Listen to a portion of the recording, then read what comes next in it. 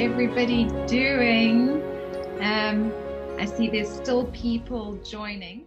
I am going to be telling you a story of how I came to create the course, Kintsukuroi Me, and hopefully that will inspire you in many ways, and hopefully it will also give you some tools that you can use straight away.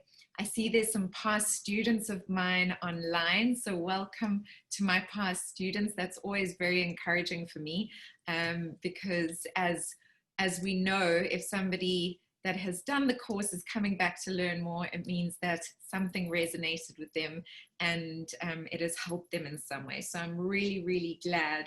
Are you all good? How is everyone feeling? Where's my chat and why can't I see what you guys are saying? There we go. Tyrone is online. Tyrone, welcome. I'm so happy to have you here. Shirley saying all good. Great. Tanya, yes, all good. Amazing. Fantastic. Everybody on that side, all good. Irene, all good. Good. I'm so, so glad. So, wow. I think we must start with the basics. You know, it's very seldom that you get to actually tell your story. And I think there are a few important fundamentals that we need to just have in place. And that is the first thing, the wolf you feed is the wolf that grows. How many of you have heard this saying, the wolf you feed is the wolf that grows? There are so many things. I can see that there are people saying that that they know that saying and that they absolutely believe in that saying. Yes, yes, I have. So that saying, the wolf you feed is the wolf that grows, is so important because that's the reality. In life, we have a choice. Whatever we give energy to expands, and whatever we don't give energy to contracts or just stays the same. But in life, in this world, because we live in a world of energy and vibration, whatever we give energy to is going to expand. So choose wisely what you want to give energy to, what you want to expand. So if you are giving some negative thoughts or emotions energy, that is what's going to expand. If you are giving positive thoughts, positive energies, that is what's going to expand. It's the same as, you know that saying, you are what you eat? You guys know that saying? Just say yes in the comments below if you've heard it. Well, it's so true that it's not just you are what you eat, it's you are everything that you consume. And that is mind, body, heart, and spirit. And so, of course, you are what you eat in terms of the food that and the nutrients you choose to put in your body. But you also are what you consume from a visual perspective, from an auditory perspective, and from an emotional perspective. So if you are exposing yourself to a lot of news, a lot of negativity, that is what's going to be going on in your inner world. If you are exposing yourself to beautiful poetry, to gorgeous writings, to being in nature, to things that really feed your soul, that is what you will become. Does that make sense to you guys? Give me a yes in the comments if it does make sense to you, because I want to make sure that we are all on the same page. Yes, yes, yes, yes, yes. Wonderful. I love all the yeses. Fantastic. So just by being here tonight and choosing to partake in being with me and listening to this talk, I know that you are choosing to feed the right wolf. I know that you are on a journey of conscious empowerment and mastery, and I feel blessed and honored that you are here with me tonight. As Robin Banks says, you could be watching days of other people's lives, but you've chosen to be here and enrich yourselves. And I always say that, you know, the one big difference between all of the men and women in history that have made a difference, the difference between them and everybody else is the fact that they showed up. Just that. They showed up. You guys are showing up.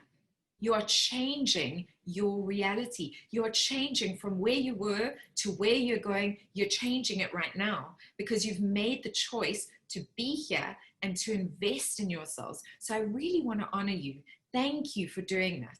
I really, really, really, I wish I was there and I could give you a high five, giving you a Bluetooth high five. Can you guys give me a Bluetooth high five back? I hope that you can. And I hope that you're feeling the energy coming from me to you, and lots of love and just honoring and gratitude for you being here today. You know, this year has been extremely challenging for a lot of people in so many different ways. But something that is undeniable is that it has also come with so many gifts, so many gifts. And the reality is there's another choice. Do we focus on the challenges that it has given us, or do we focus on the gifts that it has given us? We're about to end 2020. Can you believe it's already December? I can't. This year has flown by for me so quickly. And whenever there comes to an end of a cycle, I think it's always very valuable to look at what did we gain, what did we learn, and what do we want to do in a better way when we go forward. I think that that is always very, very important. One thing that I do want to recognize about this year, I know there's a lot of conspiracy theories, and I know that, you know, a lot of people have these conspiracy theories, but you've got to admit, never in the world, in the history of mankind, has there been a time that the entire planet, all at the same time, just stopped. And in that stopping, for whatever reason, it came from a place of love. They stopped and they went inside, not to protect themselves, but to protect people who couldn't protect themselves. That was a show of love. I know so many other things have happened, but in that, there was an expansion that was happening. And I wonder how many of you felt that expansion happening, the expansion of love that happened this year. Yes, there's been so many other things, but there's been this expansion of love because everybody has been in this together. Everybody around the entire world has been in this experience together. And that touches on one of the most fundamental human wounds, which is that we feel separated from, that we are not a part of, that we are different from. And the reality is that we are not. We are all connected. We are all part of this human race, all together, in this together. And that was one of the things that I'm sure must have, I mean, it switched on for me. Did you guys get that? There was this aha moment. It's like, we're all in this together. Even though there was separation, we were all in this together. Yes, yes, yes. Okay, I'm getting yeses coming up, which is amazing. I love it. Yes, yes, yes. And in that separation came a different kind of connection. Do you know that it was the first time my sister and I live in Cape Town, my parents and my little sister live in Johannesburg, and my brother in Plettenberg Bay. And it was the first time that all of us Skyped, Zoomed together at the same time to be together. And it became a regular thing. How many of you experienced that? So although there was this loneliness, there was this different kind of connectedness that really came through. Absolutely, yes, yes, yes, amazing. It's important to see the gifts. It really, really is. It's so important to see the gifts. So I'm going to tell you guys a few little stories. For those of you who've seen me speak, welcome again. And for those of you who've never seen me speak, I'll tell you how this came to be. I used to work with an amazing person, Robin Banks, and I worked with him as a producer, and he kept throwing me on stage. And one of the things that that came to light for me while working with Robin is that is one of my favorite quotes: bravery is not the absence of fear. Bravery is doing the right thing despite the fear. And it's something that I have actually lived by. And it's a gift that I was given when I was a very tiny little girl. And I'm going to tell you how that gift came about. Because in that moment, at that time, I did not know that what was happening to me was a gift. But later on in my life, when I was able to gain perspective, I realized what an incredible gift I'd been given. And before I go ahead, I want to just say one more thing, that I am going to refer to spirit, I'm going to refer to the universe, to all that is, Allah, Buddha, Krishna, guides. And I just want you guys to know that there's no exclusion, that I believe that all rivers lead to the same ocean. In fact, I don't know how many of you know the story of the blind men and the elephant. If you do, just say yes in the comments. If you don't, say not yet. But there's a bunch of blind men and they're walking through this forest and they come across this elephant, and the one has its leg and the other one has its tail, and the other one is holding its ear, and the other one is holding its trunk, and the other one is underneath its belly, and the other one has climbed onto its back. And they all start discussing what this is. And the one holding the trunk says, well, I mean, I can almost fit my hands around it, but it's like really floppy and there's like water splashing at me. And the one holding the tail says, your hands must be tiny, because I can fit my hands right around it. And it's actually, there's nothing wet about it. There's like lots of little spikes on it. And then the one holding the foot says, I don't know what you guys are talking about. I can't fit my hands around this thing. It's quite solid. It almost feels like a tree trunk. And then the one underneath the belly says, I can't even touch my hands anywhere near each other. It's so broad and it's ice cold. And the one on the back says, it's super broad. I get what you're saying, but it's hot. It's really, really hot. And they all start discussing this. And they start fighting and fighting. And before you know it, all of them have killed each other. What is the moral of the story? There's two very important things here. The one is human beings have this innate need to be right. I don't know if you guys know what I'm talking about, but we hate being wrong. There's always this need to be right, so we'll fight and fight and fight and fight and fight. When the reality is that each one of those men were experiencing a truth. They were experiencing their version of what was happening, what they felt, what they could touch, what they could smell. Everything that was happening was true for them, because we live life from our perspective. It's our perception of what is happening. And that's why there's never one singular truth. And there's no singular right. There's what happened for you, what happened for me, and what comes in the middle. And that is the reality of the situation. But that story is just a beautiful symbol for religion and for belief systems. We all have our belief systems. They are informed by where we grew up in the world. They are informed by who our family is. They are informed by our culture. They are informed by whatever happened in our parents' lives and in their communities' lives to change perspectives of how to deal with whatever that religion is or that belief system is. There is no right and wrong. For me, all rivers lead to the same ocean. We are all connected to something far beyond what we can comprehend, something, a light, a love, a pure love that it binds us all, it connects us all.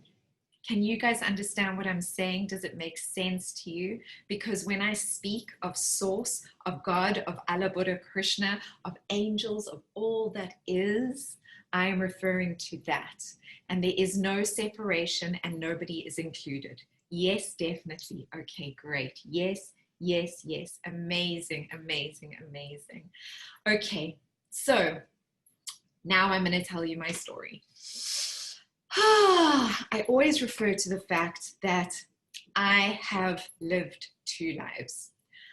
In my first life, I was a real mover and shaker. I was a real celebrity. I used to act, I used to direct, I used to produce films, I used to frequent red carpets, and I was living the high life. In fact, I think I might want to show you a slide of me in a second. And at this time, I thought I was happy. I truly, deeply thought I was happy.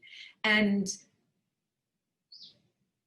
I didn't know what was actually bubbling up underneath the surface. I'd moved to Cape Town, things were beautiful, and I was not connected to my truth. And the only person who knew, who could see straight through me was my sister. And she would say, Susanna, you're not happy. And that would make me fly off the handle. I would be so triggered. How many of you can identify with that? With when somebody says something specific to you, it's a trigger point and you just become angry. Yes? Yes. Okay. Now, those trigger points are our shadows. Those are the wounds. Those are the things that we don't want to see. But when those things happen, it's because they're coming up for healing. And the more we deny them, the less we allow them to actually be healed. There's a beautiful book by Michael Singer and The Untethered Soul.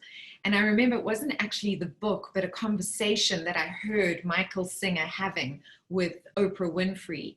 And he was describing how the universe has your back and how the universe's greatest wish is to have you heal. So it's like having, I'm going to liken it to having a splinter in your toe. You guys know when you have a splinter in your toe, it literally finds every wall, every corner, every surface. That splinter just goes and it finds every little thing and it hurts so much. Your body's natural mechanism is to heal. What you do is you take plasters and you cover that splinter up because it's going to be too sore to actually dig that splinter out. So you put plasters and plasters and plasters, but your body is going, no, I need you to heal. And so it starts getting infected in that area. It starts creating pus because it wants to draw attention. It's saying, please, I need you to get the splinter out because it's not good for me. I need you to get it out. Now, this is very much what happens with us as human beings. We have these trigger points, we have these shadows, and what do we do to cope? We create masks. We put plasters on so that people can't see these shadows. So we put these masks on so that people won't see what is truly happening to us. Do you guys relate to that? Do you understand what I'm talking about? We don't want people to see things. And so what was happening to me at that time was I was Little Miss Frickin' Sunshine. And that was the mask that I was wearing. But really inside, I was angry and I was so hurt. And the minute somebody questioned the truth about it, I would get angry and I'd snap at them and I'd react. Does anyone know what reacting is? I love pulling apart words. Reacting is reenacting. When you react to a situation, you're literally reenacting. You're reliving the wound that happened to you on a cellular level. When trauma happens, it does not only go into your mind and into your heart, in your emotions. It is stored in the memory cells in your body. And so when we react, you'll feel your actual body reacts as well. It responds to that situation in a specific way, in a fight or flight mode. With anger, you'll sweat, you'll shake, but you actually are reliving the trauma of whatever that wound is.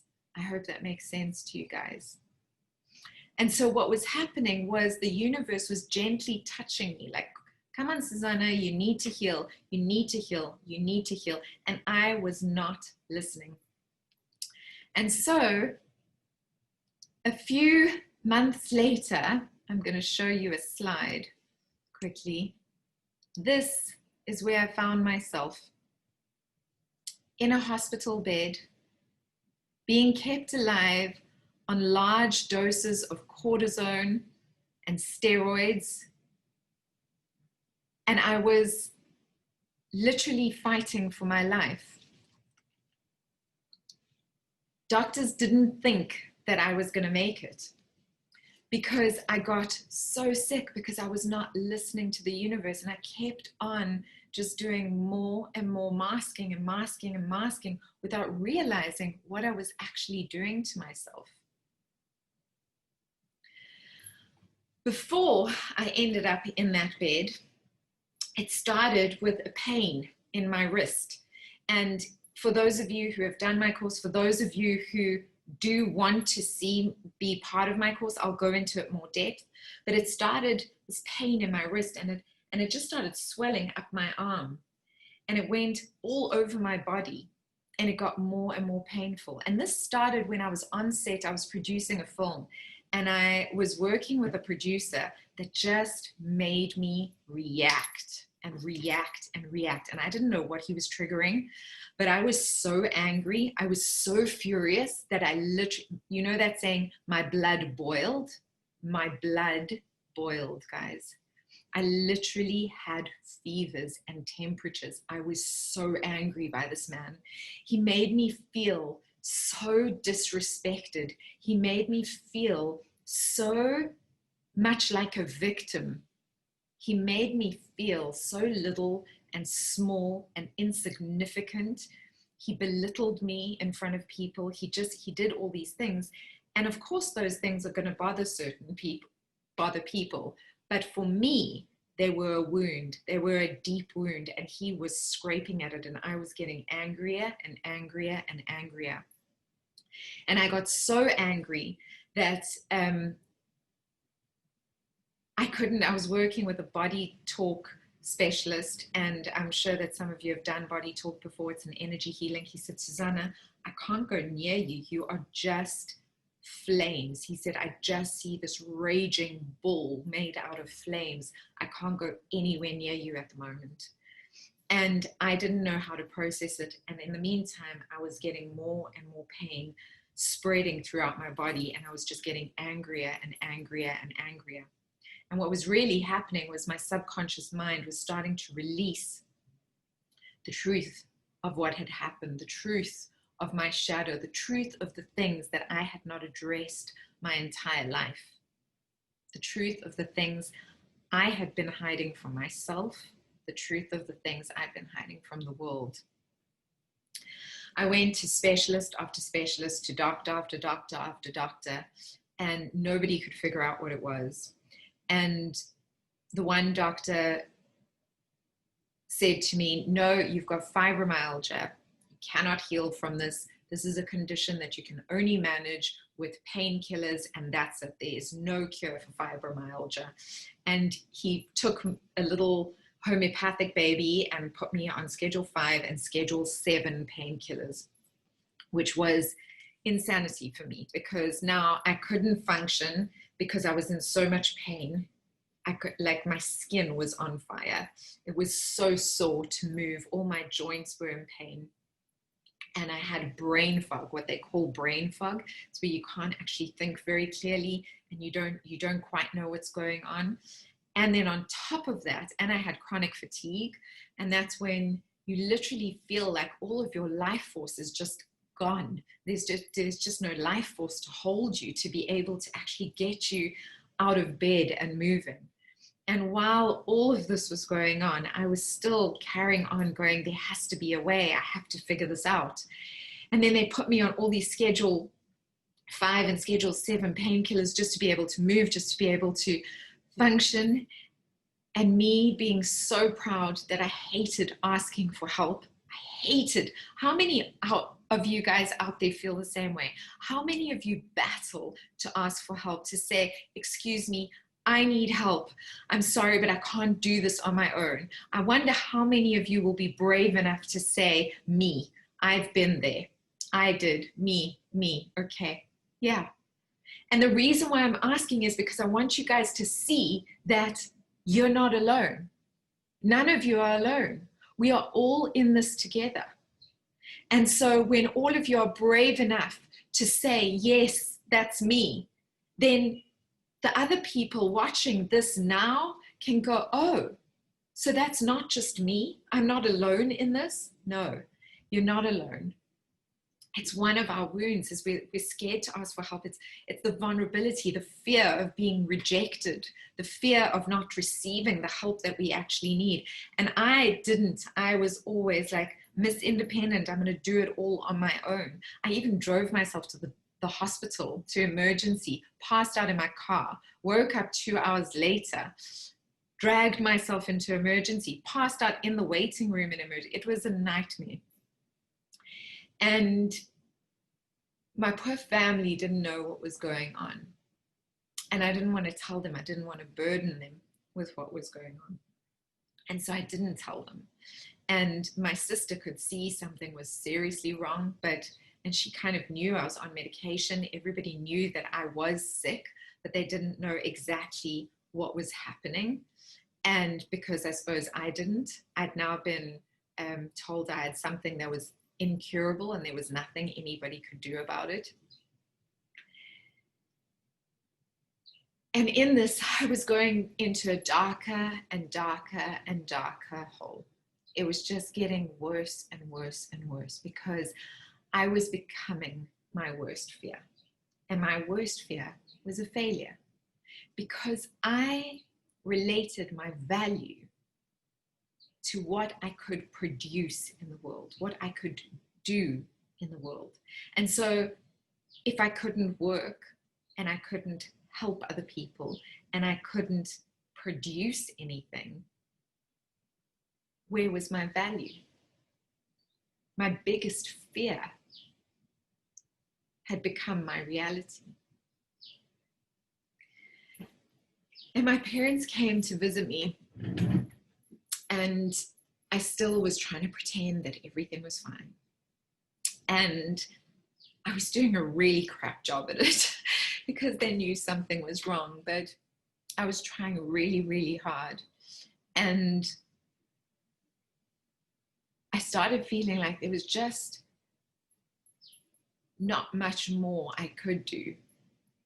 And then the final straw was when my mom and dad left the house one day, and I'll never forget it. And every time I tell this part, I just want to cry because I remember them walking out, and as they did, I just fell onto the ground and I just cried.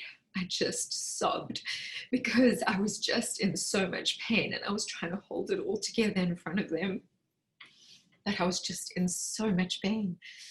And I walked in. They walked back in, they'd forgotten something, and they saw me in this puddle on the floor. And I looked up at them, and I just will never forget, I will never, ever forget that look in their faces, that complete helplessness. They couldn't help me. And I realized they couldn't help me, and I couldn't help myself. I didn't know what else to do. I was at rock bottom. I was at the bottom of the well, and there was no light to be seen in any direction. And when they left, I thought, I can't do this to them. I can't put them through this, taking care of this thing that was of no value for the rest of their lives. Now, what I didn't know is that the medication that I'd been put on caused acute depression. Now, if you couple the fact that I was in excruciating pain, I had brain fog, I felt like a complete failure with medication that one of the side effects was causing acute depression, then you'll understand how I got to where I was. I decided I was going to end things. And when I researched everything on how to kill myself, I found in the packet under warning, in my medication, warning, can cause acute depression, can cause suicidal tendencies. A doctor prescribed this medication to me. And I was so out of myself that I could not connect the dots and go, oh, that's what's happening. No, my brain was like, next line, if you overdose on this medication, we'll slow your heart down until it stops. Ah, I found my solution. Clearly it didn't work out, guys, because I'm still here. Thank goodness. That's a story for another time. But in the hospital, they wanted to put me in a clinic. They said it wasn't safe for me to be on my own, and they wanted me to be in a clinic and be on 24-hour suicide watch. And my mom, in her infinite wisdom, she said, this is not my daughter. Something else is going on here. This is not my daughter. And she sent me to an incredible secondary facility where I stayed for 4 months. And I was given this opportunity to heal for 4 months. And it's amazing because when I think of what has happened this year with the universe, it's like Mother Earth just went, or the universe just went, hey, you kids have been naughty and you've not listened. Now go inside and think about what you've done and really, really come back into yourselves and realize what is important, what isn't important, and start healing. Allow the planet to heal. Allow yourselves to heal. And I really feel that that is what this year has been, an invitation for healing on all levels. And I had that experience 6 years ago, just me as an individual. And I don't doubt that many of you listening right now, many of you tuned in right now, have had that kind of experience too. For me, this was actually at the end of 2012 when I started getting not well. In 2014, I was in a hospital bed. I was wheelchair ridden and then hospitalized. But it was 2012 where I started getting sick. And that was the beginning of the shift between the fourth dimension and the fifth dimension. I'm not sure how many of you know about that, but that was the beginning of it. We're just coming to the end of that shift. We're very much going into the fifth dimension now. And that's when it happened for me. And I know that there were a lot of spiritual awakenings that happened around that time and that have been happening since then. So I know I'm not alone. My story is not bigger or smaller than any of yours. You all have your valuable, valid story. I'm telling you my story because I want you to realize that there's a way out of these things, of these places, of these dark places. That bottom of that well, I didn't think there was a way out, and look where I am now. So let me keep going before I get sidetracked. In the secondary facility, I had these 4 months of being in a space of being able to truly connect with myself, to journal, to meditate, to read, to see a psychologist, to really see a coach, do the work on myself to heal. And it was in there that I learned about the shadow work, as within, so without. Everything that exists within me exists within the universe. You are not a drop in the ocean. You are the entire ocean in a drop. And every single human quality that we possess, every single human quality that there is in existence, we too possess. And I remember that it was in there that my amazing psychologist Gus said to me, Susanna, as within, so without. Where have you been abusive? And he asked me that question because it came out during this time. It came out during this time when I was having the space to remember that suddenly all these thorns started coming out. And I remembered I'd been abused when I was a little girl. When I was from about 2 till about 10, 11, I was sexually abused. And when I first had the memory, I just denied it. I was in just complete denial. I was like, there's no ways this has happened. This is not part of my reality. This is not part of my existence. And I had to tell my best friend and my brother because I needed to know. And I felt so guilty telling them. And I remember them going, I know. They knew. They remembered. I didn't. Because my mind, my heart, my body, my soul was not ready to deal with it at that time. And so that's what happens with these traumas, is they happen to us and we file them away. We put them somewhere. And our unconscious mind is so stressed because it's holding so much. And our conscious mind is reacting. It's reenacting all this stuff because it doesn't know how to deal with it, because it hasn't come up. It hasn't healed. It hasn't gone from the fractured light, which is now the darkness, the shadow, and it hasn't had an opportunity to return to light anymore. Remember at the beginning of the story, I said to you, bravery is not the absence of fear. Bravery is doing the right thing despite the fear. I learned that at a really young age. You know, it takes time to be able to look back on those kind of traumas and say, this is what I learned. I am brave beyond measure because of what happened to me when I was little. I had the most beautiful, amazing mom. I have the most beautiful, amazing mom. And I was born into a reality where my biological father was physically abusive. My first memory is of being her shield, of running to protect her. And that trauma that happened to me gave me a gift, and that is that I am brave beyond measure.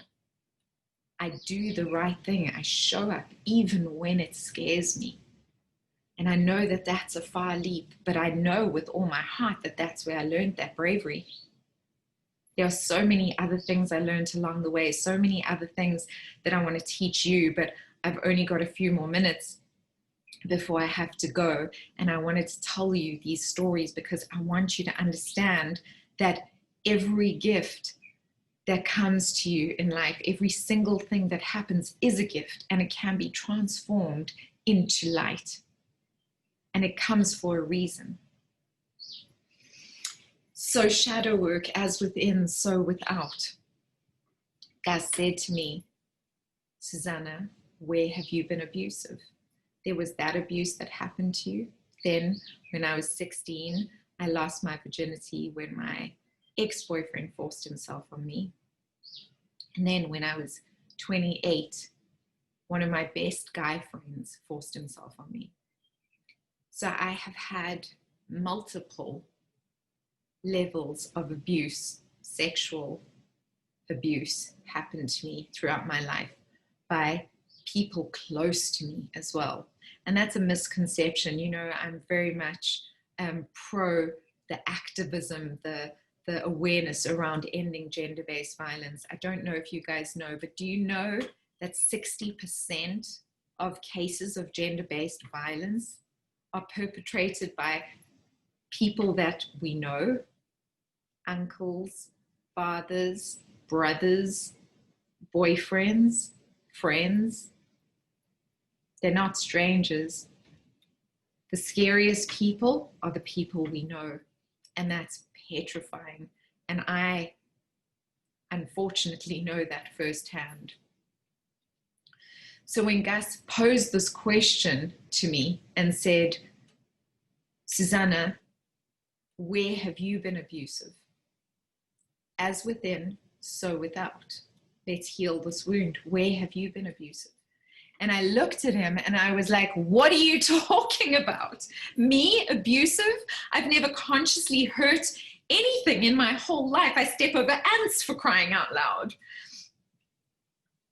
And he insisted, he held strong, and he said, Where are you abusive? I want you to think about it. And I remember being really angry. I was so pissed off, and I stormed back to my room, and I was thinking about it, and I was thinking about it, and I was thinking about it. And then it hit me like a ton of bricks in my chest.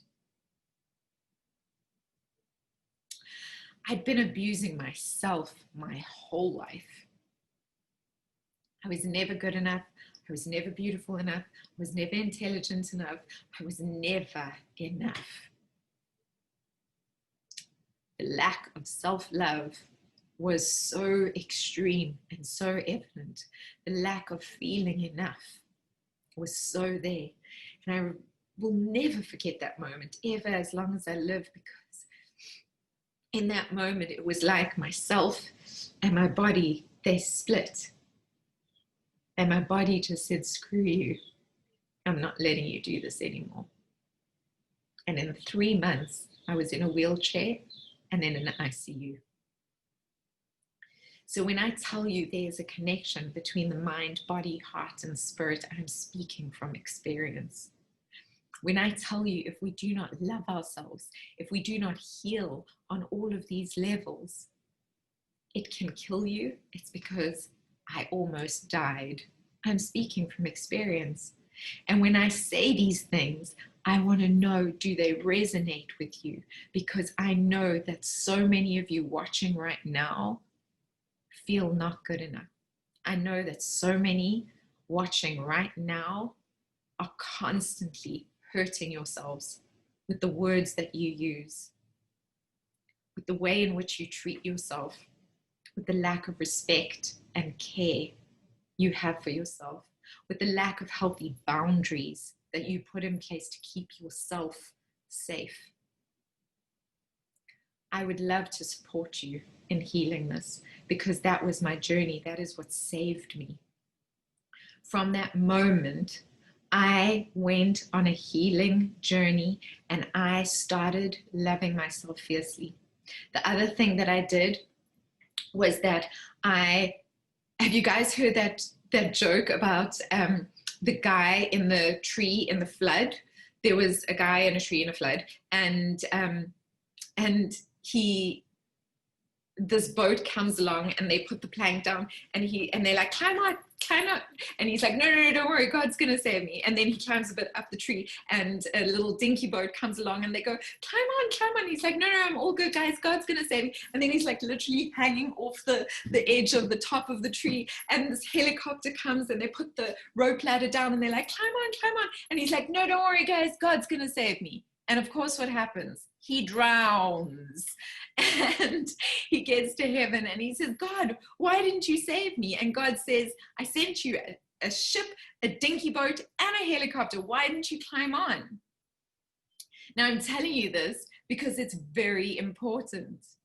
We walk around in life thinking we're right. We walk around in life insisting that we're right, that there's one way of doing things. But there isn't. There isn't one way of doing things, and we are not right about everything. And that was the lesson that I needed to learn, because I stopped thinking I was right and I opened myself up. 3 months later, I told you, 3 months later, I was in Plate, and it was just after New Year's Eve. And I don't even know how I got to Plate because I could barely walk. I somehow drove myself to Plate. And it was just after New Year's. My family was arriving 2 days later, and I was at my godmother's house. And I'll never forget this moment either, because I knew I was dying. I was in so much pain, and I'd never experienced it before. And I knew that I was dying, and I knew it with every inch of my being. And I didn't know what else to do. And you know, a lot of people say that you have a breakthrough, and it's like a spiritual awakening. sometimes that is a breakdown, and actually a lot of times it is. And that was for me, this whole period of breaking everything that I knew before down. And I remember this moment because I fell on my knees because I didn't know what else to do. I tried so hard. I'd been loving myself so hard. I'd done everything the doctors had told me. I'd done everything that anybody had told me. And I still was in this desperate state.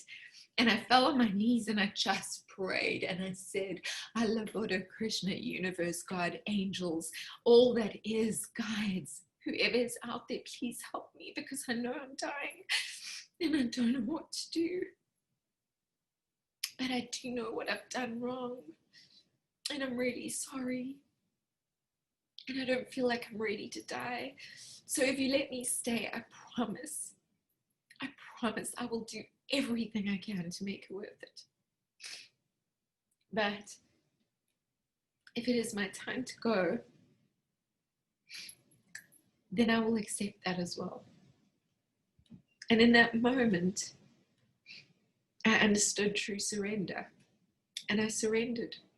I kept doing my best. And I hoped I would be allowed to stay, but I stopped suffering because I had no attachment to the outcome. I ended up in hospital. I ended up on all of these things keeping me alive. I was having brain seizures. Most of my organs were near collapse. The only thing that was actually functioning properly was my heart, to be honest. I was being kept alive on high doses of cortisone and steroids, and I was on the most extreme painkillers. So I was in and out of consciousness all the time. But I wasn't suffering. I was just moving through the process. And that's not to say that I wasn't in pain. I was in pain. But I wasn't suffering. There's a difference between suffering and pain. I can't tell you the whole story now because we're already over time. But as a last resort, the doctors gave me an emergency course of chemotherapy. Homeopathic baby over here. And in the past, I would never have said yes. But there, I said yes, because I had committed to the universe to do my best, to take every opportunity that came my way, to be able to stay here and live, and then to be able to make a difference. They said that the chemo would, if it worked and if it didn't kill me, the first time I had a chemo session, it took 9 hours because my body was in such a delicate state. They were scared that it was going to actually kill me. They said it would take between 18 to 24 months to get me into remission. I did so much work on myself, so much inner work, so much spiritual work, so much work with food, with everything, that I was in remission in 5 months, in complete remission. Now, the other thing is I'm healthy today. You're not supposed to be able to be healthy after systemic lupus. It's something you manage. I am healthy. I don't have fibromyalgia anymore. I'm saying this to you because we need to understand what's possible. I don't know if you guys know A Course in Miracles, but A Course in Miracles, in fact, one of my greatest quotes, and you guys will know this, is our greatest fear is not that we are inadequate. Our greatest fear is that we are powerful beyond measure. It is our light, not our darkness, that most frightens us. We ask ourselves, who am I to be brilliant, fabulous, and strong? Who are you not to be?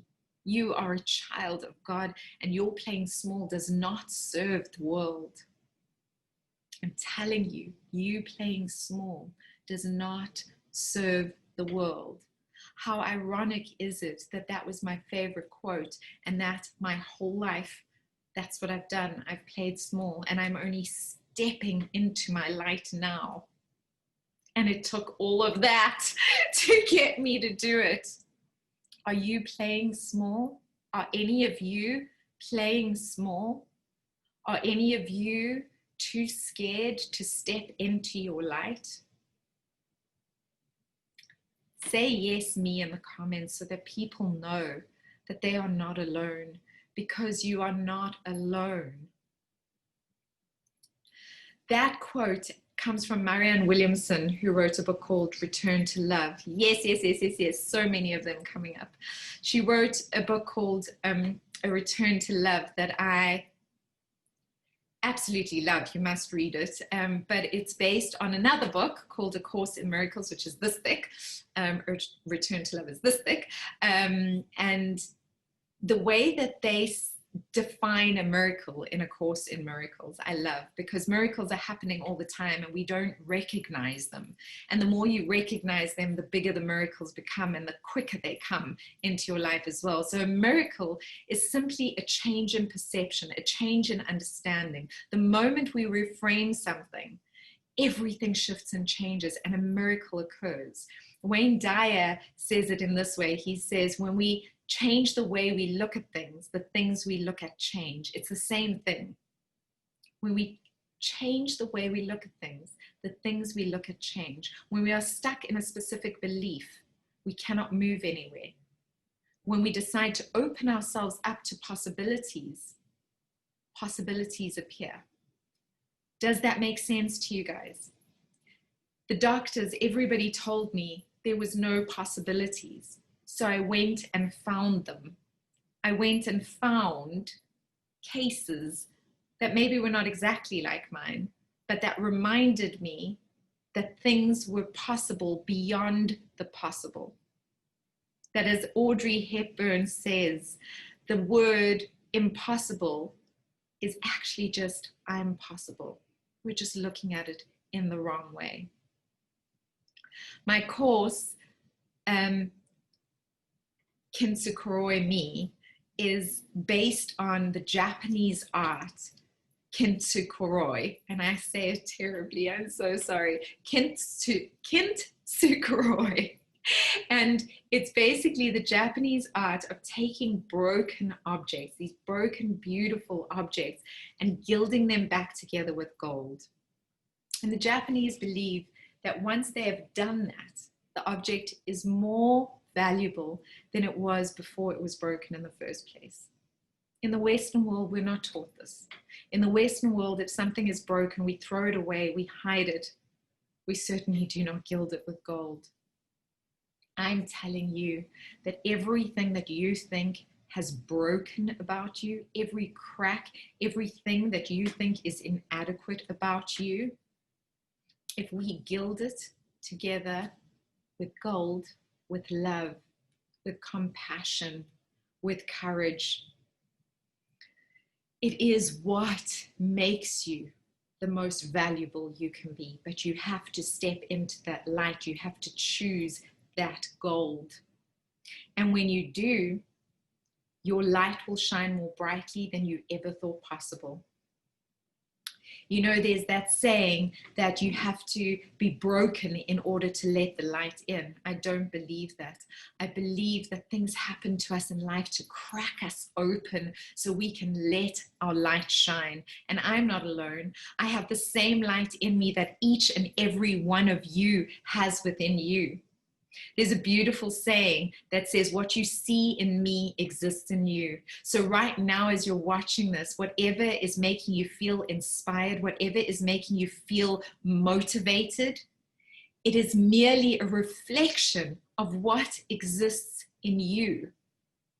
I would love to support you on a journey of diving deeper, of discovering more, of loving yourself. Loving yourself, truly loving yourself on all levels and layers, of opening up your consciousness and empowering yourself and living a life that you love. And I'm not saying that challenges aren't going to happen, guys, because it's life. Challenges happen. They do. But how do we move through these challenges with more ease, with more grace, with less suffering? It's by learning. It's by creating a beautiful community around us of support. It's by having a toolbox of things that we can draw on. And boy, guys, I've had to draw on my tools in the last 2 weeks. These last 2 weeks have been rough for me. They've been really hard, but I haven't suffered. They've been challenging, but I haven't suffered. I've had moments of feeling the pain, of allowing myself that respect and care, of feeling my feelings, of crying, of releasing. And then I've stepped into my power again and continued. I would love to help you get there.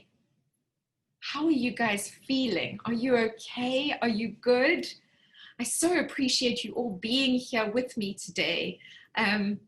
It means the world to me, and I would love to invite you to join me for my course. There are 5 modules to my course. There are 2 bonus modules and 5 modules inspired. Yay. Yay. I'm so glad. And I love the honesty. Thank you. Thank you. Thank you. Thanks for sharing. Absolutely a pleasure. Cracked open to possibility. Oh, I love that. D. Jansen, thank you. I love that. I love that. Cracked open to possibility. Wonderful. Thank you for opening up and telling us your story. You're an inspiration. Love all the way from UK, from Devon. Thank you. You had the courage to flip it. See, now all of these things, guys, that you are seeing in me, they exist in you. I want you to remember that. So there are 5 modules. There are 2 bonus modules. The first bonus module is the power of forgiveness. I did a talk called the power of forgiveness, which I would like to give you guys access to, because when we do not forgive, we actually are walking in jail. But when we go through the process of forgiveness, we become free. And so I did a talk on the power of forgiveness that I want to share with you, the wheel of life. And that is because there are so many different areas of our lives. How do we find balance? How do we create harmony in these areas? And what do we work on first? How do we discover what we work on first? What are the things that we need to heal first? So understanding the wheel of life. And then there are the 5 modules. So there's the welcome and the agreements. There is the dark night of the soul, which all of us have gone through. It's those dark times where we don't know how we are going to get out. There is, trying to see where the page is. Let me try and open one. Where's pens? There is another 3. Why am I not finding them? Give me a second, guys.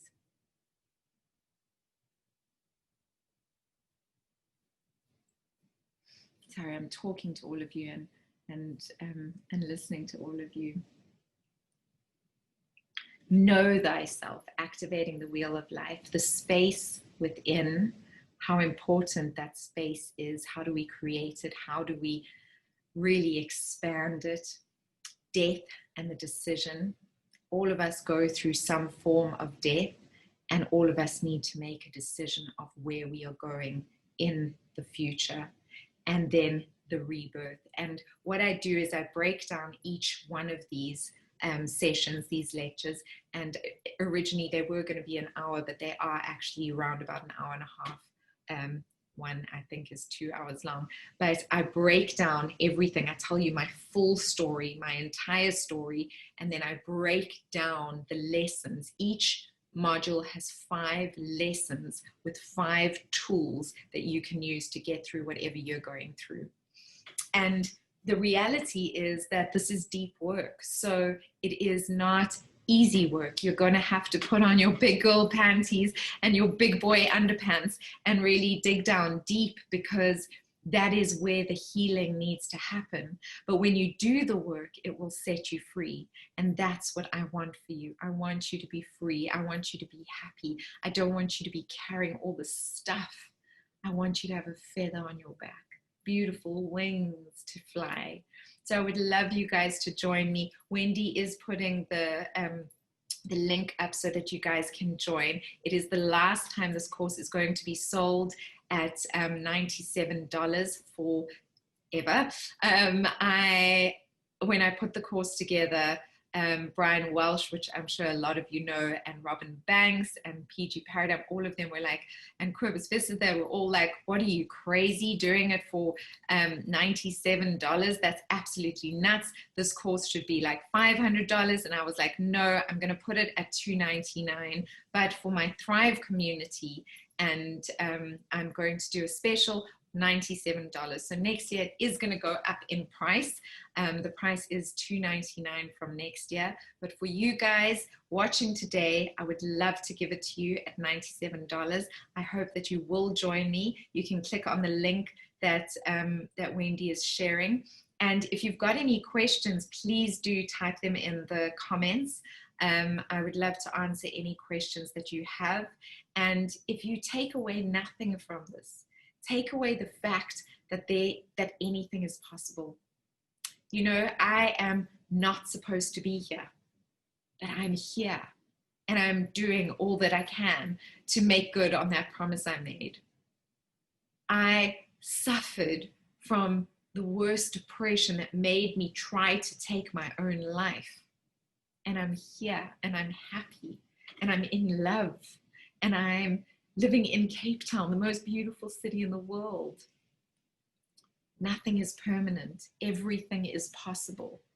So please just remember that whatever you are going through, everything, absolutely everything is possible. Do you have any questions? I'm trying to see.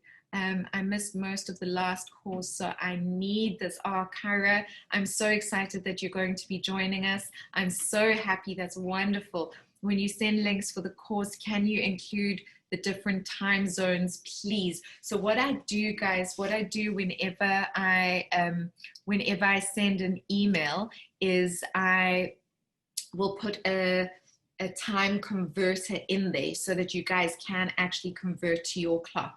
So I am operating on GMT +2, which is Cape Town, South African time, but you guys can tune in. I try and do it at a time that makes sense to everybody, which is 5 p.m. so that people in Europe can also join in.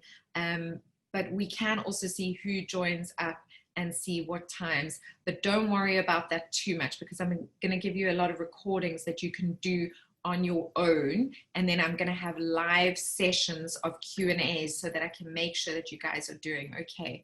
What dates will the course be? So it's going to start on Thursday. You will get your first bonus session. You can watch that when you want, and then you'll get sessions coming in Monday, Wednesday, Friday, Monday, Wednesday, Friday, and then you'll have a Q&A the next week. And something else, guys, is you don't need to rush through everything. You can watch the sessions, we'll do the Q&As, and then you can work through the books at your own time. You'll also, if you join the course, you'll become a part of the Kintsukuroi Me private Facebook community, which is one of the most amazing, wonderful things, because that is where the community really comes together and you feel supported and held and loved within the community. And so you can take time, because I give you these workbooks, but there's a lot of work in the workbook, so you can really take time going through them and then sharing within the community if you get stuck or you need anything. I also am going to be doing a live Q&A in the private Facebook group. I'm not sure if I'll be doing it every month, but at least every 2 months. So if you get stuck, we will be touching base and continuing with it. Some people have also asked for a membership, because I know a lot of people want my meditations. I am planning on recording some meditations for you guys, but I will be touching base with you live in the private Facebook group as well. So the first date, yes, is Thursday, the 3rd of December. Any other questions? Thank you, Gary. Beautiful, beautiful comments coming through. Wonderful, Natasha. Oh, wow, I just see the live notifications, and this is exactly what I needed to hear today. Yes, yay. I'm so glad. You are so present. I love and enjoy it so much. Thank you. Thank you for being present. Thank you for being here with me. I so appreciate it. I have a course on Friday the 11th at 5 p.m. Will there be a replay? Absolutely. You will have access to all of the recordings. So if there's ever anything that you miss, you will be able to catch it up, no problem at all. So don't worry about that at all. And also, I want to remind you guys of something, that everything is energy and vibration. So you watching this now, whether you're watching this live or a recording of it, this information is reaching you at the exact right time for your soul's highest progression. And there is no time, space, reality that isn't absolutely perfect for your soul's highest progression. So trust that you're hearing everything at the exact right time. And when you get the course information, everything you hear will be at the exact right time for you. So please don't worry about any of that whatsoever. Thank you very much. Absolutely no problem at all. I think that that's it, guys. I see that there's some thank yous coming through, and thank you so much. If you do have any questions, you're so welcome to email us at thrive@susannakennedy.com. Please feel welcome as well to share this with any family and friends, anybody you believe will benefit from the course. As I said, my mission is to empower as many people as possible. I don't want people to suffer. I want them to know their light and know the truth that they are these beautiful beings that are blessings to the world. I want you to feel loved by yourself and by others, because it's really sad when we don't love ourselves. The reality is that other people can love us, but we don't feel loved because we don't know how to receive it properly. Does anybody know what I'm talking about? And so there's that old saying, in order to be loved, you need to love yourself first, which sounds wrong, doesn't it?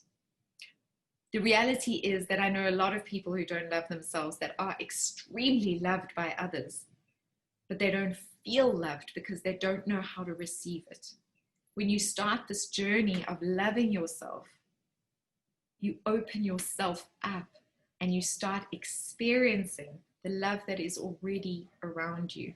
And that just expands and expands and expands and expands, and it's beautiful. So I want that for you. I want that for you.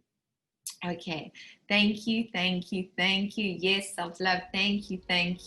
Self-love or lack is huge. Absolutely. Please take care of yourselves. Thank you so much for tuning in. I'm sending you so many blessings and so much love. Thank you. More, please. Bye.